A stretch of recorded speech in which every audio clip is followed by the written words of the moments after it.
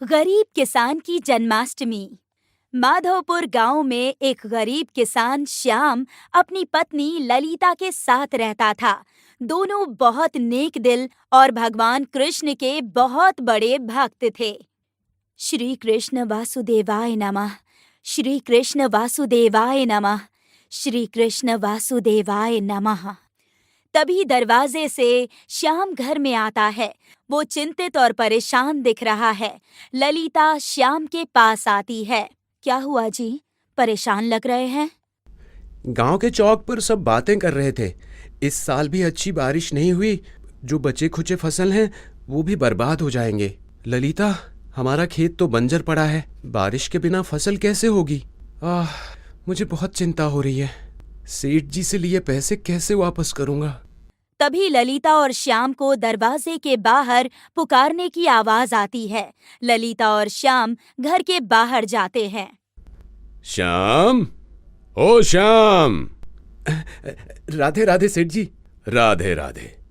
6 महीने हो गए श्याम, तुमने उधार लिए पैसे वापस नहीं किए। मैं वही लेने आया हूँ। सेठ जी, कुछ महीनों में हम पैसे वापस कर देंगे। हाँ सेठ जी, आप तो जानते ही हैं, बारिश ना होने की वजह से सारे खेत सूखे पड़े हैं। देखो श्याम, मैं ये सब नहीं जानता। मुझे मेरे पैसे चाहिए। कुछ दिन दे रहा हूँ। परसों कृष्ण जन्माष्टमी है और कृष्ण जन्माष्टमी के बाद मैं आऊंगा, और अगर तुमने पैसे वापस नहीं किए तो ये घर खाली कर देना। सेठ श्याम के घर से चले जाते हैं। श्याम सोचते हुए कि वो अब क्या करे, कैसे 2 दिनों में पैसे वापस करेगा। एक घर ही तो है उसके पास, वो भी नहीं रहेगा तो वो लोग कहाँ जाएंगे? आप चिंता ना करिए, हम कुछ ना कुछ इंतजाम कर लेंगे और कृष्णा जरूर सब कुछ ठीक कर देंगे। मुझे पूरा विश्वास है। हाँ ललिता, अब श्री कृष्ण ही हम किसानों की मदद कर सकते हैं। लगता है जमीन में कुछ है। श्याम जमीन में हाथों से मिट्टी हटाता है और उसे एक सोने की कृष्ण भगवान की मूर्ति मिलती है। श्याम मूर्ति को लेकर घर जाता है। ललिता, ललिता, देखो मुझे क्या मिला। अरे, बड़ी जल्दी आ गए जी खेत से। ललिता श्याम के हाथों में मूर्ति देखकर मूर्ति को प्रणाम करती है और उससे पूछती है कि ये कृष्णा की मूर्ति कहाँ से आई। श्याम ललिता को सारी बात बताता है। ये तो चमत्कार है जी। देखा, श्री कृष्णा खुद चलकर हमारे घर पर आए हैं। देखिएगा, अब जरूर सब कुछ ठीक हो जाएगा। हाँ ललिता, तुम ठीक कह रही हो। ललिता और श्याम कृष्ण की मूर्ति की मिट्टी को साफ करके अपने घर के छोटे से मंदिर में मूर्ति की पूजा करते हैं। यहाँ गांव के बीच बड़े से पेड़ के छांव में गांव वाले जन्माष्टमी की बातें कर रहे हैं। सरपंच जी, इस बार गांव में मेला नहीं लगेगा? गांव की हालत देख के ये तय किया गया है कि जन्माष्टमी पर मेला नहीं लगेगा। हाँ सरपंच जी, अब इस सूखे में क्या ही मेला।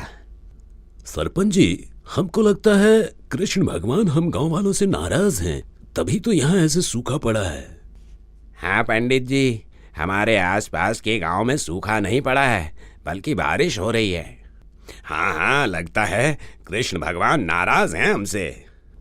सरपंच जी, जन्माष्टमी का दिन बहुत अच्छा है।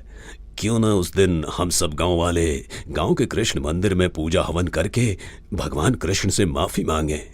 सरपंच जी बैठे सारे गांव वालों से पूजा हवन के बारे में पूछते हैं। हाँ सरपंच जी, पंडित जी ठीक बोल रहे हैं, पूजा करनी चाहिए हमें। जन्माष्टमी को हम सब गांव के लोग मिलकर हवन और पूजा करेंगे। वो कौन आ रहा है हमारे गांव में? दूर से कोई काले कपड़े पहने हुए, गले में माला और हाथ में सपेरा लिए गांव वालों की तरफ आ रहा था। सरपंच जी देखकर बोलते हैं कि ये तो तांत्रिक बाबा हैं। कुछ साल पहले ये हमारे गांव में एक जहरीला दुष्ट सांप था। जो भी जंगल में जाता था वो उसे काट लेता था। बाबा ने उस दुष्ट सांप को पकड़ा और गांव को उससे बचा लिया। तब तक तांत्रिक बाबा उन सब के पास आ गए। नमस्कार बाबा, आप यहाँ आइए आइए। हाँ बच्चा, हमें बहुत जरूरी काम है इस गांव में। ललिता उदास होकर श्याम से बोलती है, अजी, परसों जन्माष्टमी है। हमारे पास तो ना फल है, ना दूध और ना खरीदने के लिए पैसे। हम क्या कृष्ण भगवान को चढ़ाएंगे? पूजा कैसे करेंगे हम? श्याम सोचते हुए ललिता से कहता है कि गांव के पीछे वाले जंगल में बहुत सारे फल होंगे। हाँ जी, कल सुबह ही हम जाकर फलों को तोड़ लेंगे और दूध मैं हमारी पड़ोसन से मांग लूंगी। उसी दूध से माखन बना लूंगी मैं। हाँ। अगले दिन सुबह ललिता और श्याम जंगल की तरफ जा रहे थे। तभी रास्ते में उन्हें एक घायल सांप दिखता है। अजी, वो देखिए, एक सांप कितना घायल हो गया है बेचारा। ललिता, पास मत जाओ, अगर उसने काट लिया तो। हम जन्माष्टमी के लिए फल लेने जा रहे हैं और एक घायल सांप को देखकर इसे कैसे इस हालत में छोड़ सकते हैं मरने के लिए? ललिता उस सांप को अपने साथ अपने घर लेकर आती है और सांप को लेप लगाती है। उस सांप को होश आता है। ललिता पड़ोसन से थोड़ा सा दूध मांगकर उस सांप को पिलाती है। तभी कमरे में एक सुनहरी रोशनी होती है और वो सांप एक सुंदर लड़की में बदल जाती है। उसके शरीर पर कई चोटें लगी थी। श्याम और ललिता ये सब देखकर बहुत चौंक जाते हैं और पूछते हैं कि वो कौन है। मेरा नाम शिवानी है। मैं एक इच्छाधारी सांप हूँ। मैं गांव के पीछे वाले जंगल में रहती हूँ। तुम्हारी ये हालत कैसे हो गई? मैं और मेरे छोटे भाई बहन हम अपने घर में थे, तभी बीन की आवाज आई और हम सब उसके वश में हो गए। मैं उससे बचकर भागने की कोशिश कर रही थी और उस तांत्रिक ने अपने शक्तियों से मुझ पर हमला किया। उसी दौरान मुझे ये चोटें लग गई। मेरे भाई बहन उस दुष्ट तांत्रिक के पास हैं। मुझे उन्हें उस तांत्रिक से बचाना होगा। आप लोग बहुत अच्छे हैं। आप लोगों ने मेरी इतनी मदद की, उसके लिए धन्यवाद। बेटी, हम भी तुम्हारी मदद करेंगे और तुम्हारे भाई बहनों को बचाएंगे। हाँ शिवानी, हमारा पूरा गांव तुम्हारी मदद करेगा। हम सब कल ही जाएंगे तुम्हारे भाई बहन को बचाने। गांव के कृष्ण मंदिर में गांव के सारे लोग एक साथ पूजा की तैयारी कर रहे थे। तभी श्याम और ललिता शिवानी के साथ मंदिर में आते हैं। ये कौन है ललिता? पहले तो इसे यहाँ कभी नहीं देखा। तेरे रिश्तेदार है क्या? ललिता और श्याम कल की सारी बात गांव वालों को बताते हैं। पर वो तांत्रिक बाबा ने तो हमारे गांव को बचाया था। नहीं, तांत्रिक झूठ बोल रहा है। कई साल पहले मेरे माँ बाबा, जो नागलोक के राजा हैं, हम सब यहीं जंगल में खुशी खुशी रहते थे। उस दुष्ट तांत्रिक को हमारे बारे में पता चल गया।